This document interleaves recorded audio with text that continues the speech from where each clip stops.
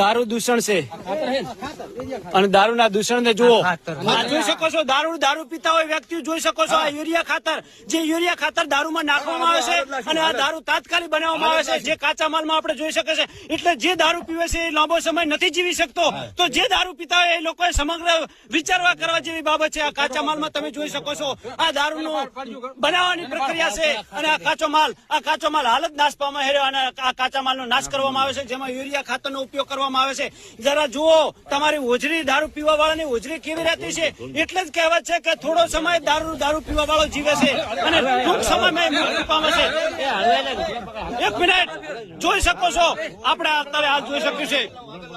આ જોઈ શકો છો શેરપુરા ગામના અગ્રણી છે, દાદર ગામના અગ્રણી છે, ખાખલ ગામના અગ્રણી છે અને રૂગનાથપુરા ગામના પણ અગ્રણીઓ છે. ધધાણા ગામના આગેવાનો અમારા બાબુજી ઠાકોરને પણ જોઈ શકો છો, સાથે પ્રતાપજી ઠાકોર છે, જયસિંહજી ઠાકોર.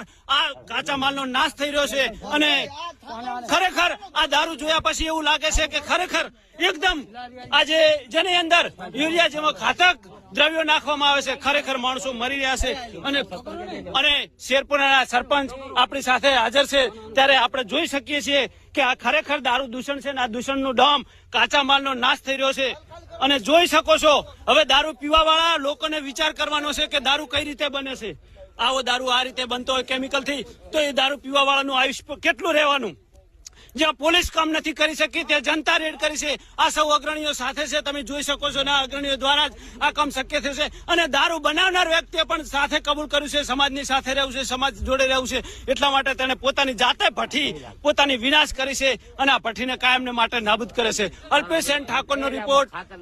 જય સદારામ બાપા. ઠાકોર સમાજને સુધરવાની તક છે તો સુધરો અને સુધરવું જરૂરી છે. દારૂ જેવા દૂષણથી દૂર રહો, સમાજની આગળ પ્રગતિ થાય.